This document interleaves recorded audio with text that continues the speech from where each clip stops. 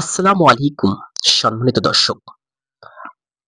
আজকে আপনাদের সাথে কথা বলতে চাই যে জামাত শিখ বা জামাত ইসলাম যে রাজনীতির খেলায় তারা লড়ছে বা রাজনীতি করছে, তারা গ্রামগঞ্জে সাধারণ এবং বিশেষ করে যারা লেখাপড়া জানে না, গ্রামের মুরব্বীদের কাছে যে তারা প্রকাশ করছেন যে দাঁড়িপাল্লায় ভোট দিলে আপনারা জান্নাতে যেতে পারবেন, বা দাঁড়িপাল্লা ব্যতীত অন্য কোনায় মার্কায় ভোট দিলে জান্নাতে যাওয়া যাবে না, এমন অপপ্রচার চালাচ্ছে।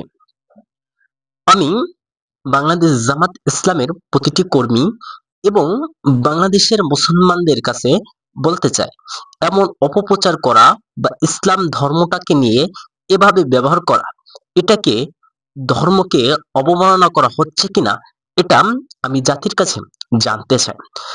নাকি এই বিষয় নিয়ে আপনারা কথা বলতে বা এই বিষয়গুলো নিয়ে মানুষের কাছে প্রকাশ করতে আপনারা ভয় করেন? কারণ তারা এদেশে একটা প্রভাবশালী একটি রাজনীতিবিদ বা একটা রাজনীতি দল বিধায়। একটি কথা মনে রাখবেন, যারা ধর্ম নিয়ে অপপ্রচার করে, ধর্ম নিয়ে ব্যবসা করে, তারা কখনো রাষ্ট্র ক্ষমতা আসতে পারে না। ঠিক একইভাবে বাংলাদেশ জামাত ইসলামও কখনো রাষ্ট্র ক্ষমতা আসতে পারবে না।